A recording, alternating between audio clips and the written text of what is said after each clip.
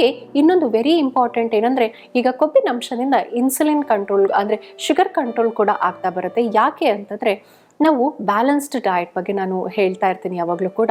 ಯಾವಾಗ ನಮ್ಮ balance ಡಯಟಲ್ಲಿ carbohydrate ಇರುತ್ತೆ, ಪ್ರೋಟೀನ್ ಇರುತ್ತೆ, ಫ್ಯಾಟ್ ಇರುತ್ತೆ. ಈಗ ಡೈಜೆಷನ್ ಪೀರಿಯಡ್ ಅಂತಲೂ ನಾವು ಹೇಳ್ತಾ ಹೋಗ್ತೀವಿ. ಹೆಚ್ಚಿಗೆ ನಾವು ಶುಗರಿನ ಅಂಶ ತಿಂದಾಗ ಏನಾಗುತ್ತೆ, ನಮ್ಮ ರಕ್ತದಲ್ಲಿ ಶುಗರಿನ ಅಂಶ ಜಾಸ್ತಿ ಆದಾಗ ಈ ಶುಗರಿನ ಅಂಶ ಕಮ್ಮಿ ಮಾಡೋಕ್ಕೆ ದೇಹ ಇನ್ಸುಲಿನನ್ನು ಹಾರ್ಮೋನ್ ರಿಲೀಸ್ ಮಾಡುತ್ತೆ. ಆ ಇನ್ಸುಲಿನ್ ಹಾರ್ಮೋನ್ ಏನು ಮಾಡುತ್ತೆ ಅಂದರೆ, ನಿಮ್ಮ ರಕ್ತದಲ್ಲಿ ಶುಗರ್ನ ಅಂಶ ತೆಗೆದು ಪ್ರತಿಯೊಂದು ಜೀವಕೋಶಕ್ಕೂ ಸೆಲ್ಸಿಗೂ ಕೊಡ್ತಾ ಬರ್ತಾ ಹೋಗುತ್ತೆ. ನೀವು ಹೆಚ್ಚಿಗೆ ಶುಗರ್ ತಿಂದಾಗ ನಿಮ್ಮ ರಕ್ತದಲ್ಲಿ ಹೆಚ್ಚಿಗೆ ಶುಗರ್ ಪ್ರೊಡಕ್ಷನ್ ಆಗುತ್ತೆ, ಇನ್ಸುಲಿನ್ ಜಾಸ್ತಿ ಬೇಕಾಗುತ್ತೆ. ಅದೇ ನೀವು ನಿಮ್ಮ ಆಹಾರ ಪದ್ಧತಿಯಲ್ಲಿ ಫ್ಯಾಟ್ನ ಇನ್ಕ್ಲೂಡ್ ಮಾಡಿದಾಗ ಏನಾಗುತ್ತೆ, ಇದಕ್ಕೆ ಜಾಸ್ತಿ ಇನ್ಸುಲಿನ್ ಬೇಕಾಗಲ್ಲ. ಯಾಕಂದರೆ ಇದು ಶುಗರ್ನ ರಿಲೀಸ್ ಮಾಡೋದು ತುಂಬ ನಿಧಾನ. ಇದು very minute quantity of sugar ನಿಮ್ಮ ದೇಹದಲ್ಲಿ ರಿಲೀಸ್ ಮಾಡ್ತಾ ಹೋಗುತ್ತೆ. ಹಾಗಾಗಿ ಇನ್ಸುಲಿನ್ ಕೂಡ ಕಂಟ್ರೋಲ್ ಮಾಡ್ತಾ ಹೋಗುತ್ತೆ ನಿಮ್ಮ ಫ್ಯಾಟ್ನ ದೈನಂದಿನ ಬಳಕೆಯಲ್ಲಿ ನೀವು ಯೂಸ್ ಮಾಡೋದ್ರಿಂದ.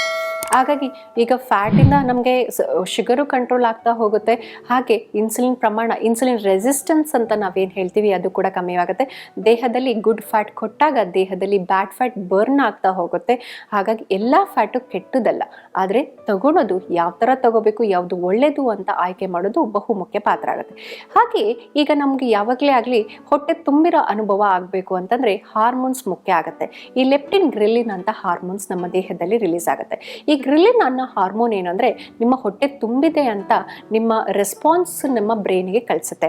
ಲೆಪ್ಟಿನ್ ಹಾರ್ಮೋನ್ ಏನು ಮಾಡುತ್ತೆ, ನಿಮ್ಮ ಹಸಿವಾಗಿದೆ, ನೀವು ಊಟ ಬೇಕು ಅನ್ನೋ ಹಾರ್ಮೋನ್ಸ್ ಕೂಡ ಬ್ರೈನ್ ರಿಲೀಸ್ ಮಾಡುತ್ತೆ. ಹಾಗಾಗಿ ನಿಮ್ಮ ಈಗ ಫ್ಯಾಟ್ ಕಂಟೆಂಟ್ ನಾವು ಆಹಾರ ಅಥವಾ ನಿಮ್ಮ ಆಹಾರದಲ್ಲಿ ಸ್ವಲ್ಪ ಕೊಬ್ಬಿನ ಅಂಶ ಇರೋದ್ರಿಂದ ಈ ಸಿಗ್ನಲ್ಸ್ ಬೇಗ ಪಾಸ್ ಆಗುತ್ತೆ. ನೀವು ನಿಧಾನವಾಗಿ ಮೈಂಡ್ಫುಲ್ ಈಟ್ ಆಗಿ ನೀವು ಆಹಾರ ಸೇವನೆ ಮಾಡೋದ್ರಿಂದ ತುಂಬ ಬೇಗ ನಿಮ್ಮ ಹೊಟ್ಟೆಯೂ ಕೂಡ ತುಂಬುತ್ತೆ.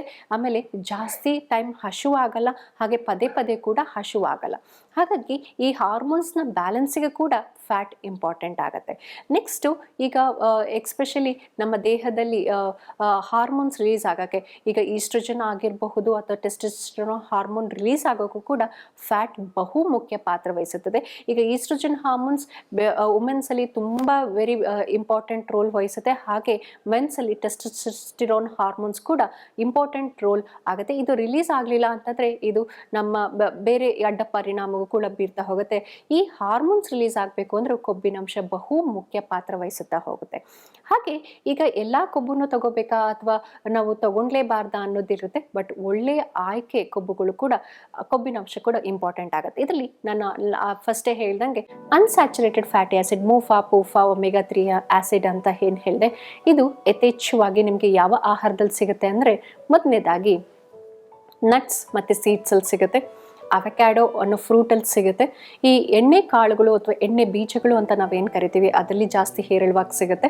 ಹಾಗೆ ಚಿಯಾ ಸೀಡು, ನಿಮಗೆ ಈ ಸೀಡ್ಸ್ ಅಂತ ಏನೇನು ಯಾವುದು ನಾವು ಕರಿತೀವಿ ಅದರಲ್ಲಿ ಹೇರಳವಾಗಿ ನಿಮಗೆ ಒಮೆಗಾ 3, ಒಮೆಗಾ 6 ಫ್ಯಾಟಿ ಆಸಿಡ್ಸ್ ಕೂಡ ಸಿಗುತ್ತೆ.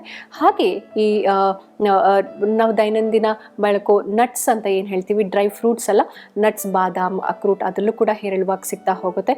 ಇದನ್ನು ನೀವು ದೈನಂದಿನ ಆಹಾರ ಪದ್ಧತಿಯಲ್ಲಿ ಅಳವಡಿಕೆ ಮಾಡೋದ್ರಿಂದ ಎಷ್ಟೋ ನಿಮ್ಮ ದೇಹಕ್ಕೆ ಗುಡ್ ಫ್ಯಾಟ್ ಹೋದಾಗ ಬ್ಯಾಡ್ ಫ್ಯಾಟ್ ಬೇಗ ಕಮ್ಮಿ ಮಾಡ್ತಾ ಹೋಗುತ್ತೆ. ವೀಕ್ಷಕರೇ, ಇಲ್ಲಿ ತನಕ ನಾನು ಫ್ಯಾಟ್, ಕೊಬ್ಬಿನ ಅಂಶದ ಬಗ್ಗೆ ತಿಳಿಸ್ಕೊಟ್ಟೆ. ನೀವು ಕೊಬ್ಬು ತಿನ್ನೋದ್ರಿಂದನೇ ದಪ್ಪ ಆಗೋದಿಲ್ಲ. ಹಾಗಾಗಿ ಕೊಬ್ಬನ್ನ ಅವಾಯ್ಡ್ ಮಾಡೋದು ಕೂಡ ಒಳ್ಳೆಯದಲ್ಲ. ಸೂಕ್ತವಾದ ಕೊಬ್ಬಿನ ಆಯ್ಕೆ ಮಾಡಿ ನಿಮ್ಮ ದೈನಂದಿನ ಆಹಾರ ಪದ್ಧತಿ ಅಳವಡಿಕೆ ಮಾಡೋದು ಕೂಡ ಬಹುಮುಖ್ಯ ಪಾತ್ರ ವಹಿಸುತ್ತೆ. ಸೊ ಇಲ್ಲಿ ತನಕ ನಾನು ಮಿತ್ ಅಂಡ್ ಫ್ಯಾಕ್ಟ್ ಬಗ್ಗೆ ತಿಳಿಸ್ಕೊಟ್ಟೆ. ಸೊ ಇದೇ ಥರ ಮುಂದಿನ ಸಂಚಿಕೆಯಲ್ಲಿ ಅನದರ್ ಮಿತ್ ಅಂಡ್ ಫ್ಯಾಕ್ಟ್ ಬಗ್ಗೆ ಮಾತಾಡ್ತೀನಿ. ಅಲ್ಲಿ ತನಕ ನೋಡ್ತಾ ಇರಿ ಆಯುಷ್ ಟಿವಿ. ನಮಸ್ಕಾರ.